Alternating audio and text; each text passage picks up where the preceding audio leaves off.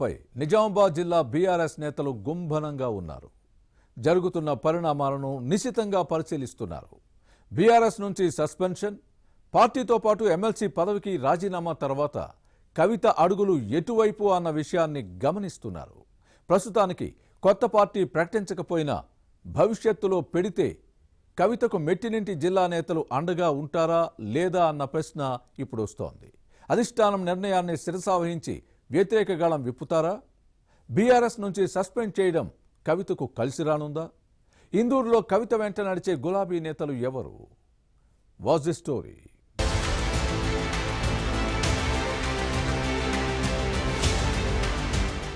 BRS నుంచి suspend అయిన తర్వాత పార్టీ సభ్యత్వంతో పాటు ఎమ్మెల్సీ పదవికి రాజీనామా చేసిన కల్వకుంట్ల కవిత దారేటు అనే అంశం చర్చనీయాంశంగా మారింది.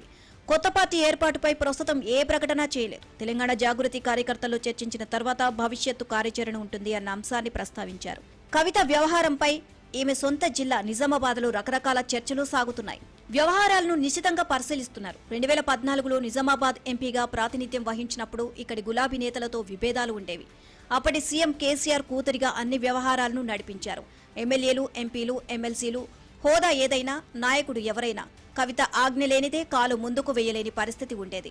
కొందరు ఎమ్మెల్యేలు తమ సొంత పనుల కోసం కవిత ఇంటి దగ్గర గంటల తరబడి పడిగాపులు కాసిన సందర్భాలు లేకపోలేదు. నియోజకవర్గంలోని పనులు చేయించుకోవాలన్నా ఈ నేత ఆమోదం పొందాల్సిన అవసరం ఉండేది.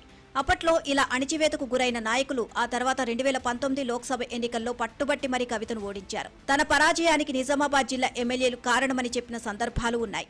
కేసీఆర్ వెంట ఉన్న దెయ్యాలు తనపై కుట్రలు పన్నారని ఆరోపించిన విషయాన్ని గుర్తుపెట్టుకోవాలి. ఈ లెక్కన ఆమెకు మొదటి నుంచి తన సొంత జిల్లాలో వ్యతిరేక వర్గాలు బలంగా ఉన్నాయి అని తేలిపోయింది.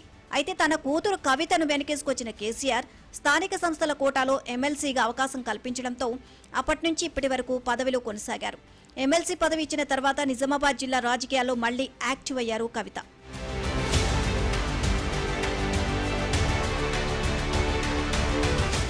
గత అసెంబ్లీ ఎన్నికల్లో నిజామాబాద్ జిల్లాలో బీఆర్ఎస్ కు గట్టి ఎదురు దెబ్బ తగిలింది. జిల్లాలో 9 నియోజకవర్గాలు ఉండగా ప్రస్తుతం జిల్లాలో పార్టీకి ఒక ఎమ్మెల్యేనే ఉన్నారు. కవిత బాధ్యతలు తీసుకున్న బోధన్, నిజామాబాద్, అర్బన్, ఆర్మూర్లోనూ పార్టీ ఓడిపోయింది. కారు పార్టీ అధికారం కోల్పోవడంతో సహజంగానే కవిత ప్రాబల్యం తగ్గుతూ వచ్చింది. దీంతో మాజీ ఎమ్మెల్యేలు, మాజీ ఎంపీలు, ఎమ్మెల్సీలతో కవితకు గ్యాప్ పెరిగింది. అరకొరగా ఉన్న తెలంగాణ జాగృతి కార్యకర్తలు మినహా అండగా నిలిచేవారు లేకుండా పోయారు.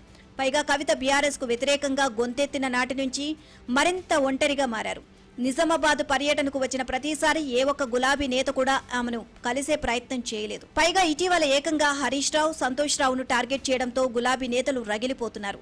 కవితను పార్టీ నుంచి సస్పెండ్ చేయడాన్ని ఇక్కడ నేతలు హర్షించారంటే ఈమెతో ఎంత ఇబ్బంది పడ్డారో అర్థం చేసుకోవచ్చు.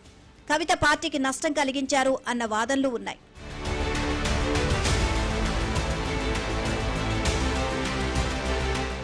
అయితే కవిత భవిష్యత్తు నిర్ణయం ఎలా ఉంటుందో చూశాక స్పందించాలని ద్వితీయ శ్రేణి నేతలు భావిస్తున్నారు. ప్రధానంగా స్థానిక సంస్థల ఎన్నికల్లో ఎవరి పక్షాన ఉంటే ఎలాంటి నష్టం జరుగుతుందోనని కలవరపడుతున్నారు. ఇప్పుడే కవిత పక్షాన వెళ్తే బీఆర్ఎస్ నేతలు టార్గెట్ చేస్తారు. అలాగని మాజీ ఎమ్మెల్యేల వెంట ఉంటే కవితకు కోపం రావచ్చు అన్న ఆందోళనలో ఉన్నారు. దీంతో నిజామాబాద్ మున్సిపల్ కార్పొరేషన్తో పాటు బోధన్, ఆర్మూర్, భీమ్గల్ మున్సిపాలిటీలోని గులాబీ శ్రేణుల్లో డైలమా నెలకొంది. వీరిలో చురుకైన నేతలను ఈపాటికే కవిత వర్గం చేరదీసింది. మండలాలు, నియోజకవర్గాల వారీగా వాట్సాప్ గ్రూపులను ఏర్పాటు చేసి వారి మద్దతు కూడగడుతోంది. స్థానిక ఎన్నికలే లక్ష్యంగా కొందరికి బాధ్యతలు అప్పగించి బలం పెంచుకునే ప్రయత్నాలు చేస్తున్నారని వినిపిస్తోంది. కవిత తీసుకునే నిర్ణయంపై వారి కార్యాచరణ ఆధారపడి ఉంది. ఇలాంటి పరిస్థితుల్లో కవిత మెట్టినింట నెగ్గుతారా, తలొగ్గుతారా అన్నది చూడాలి.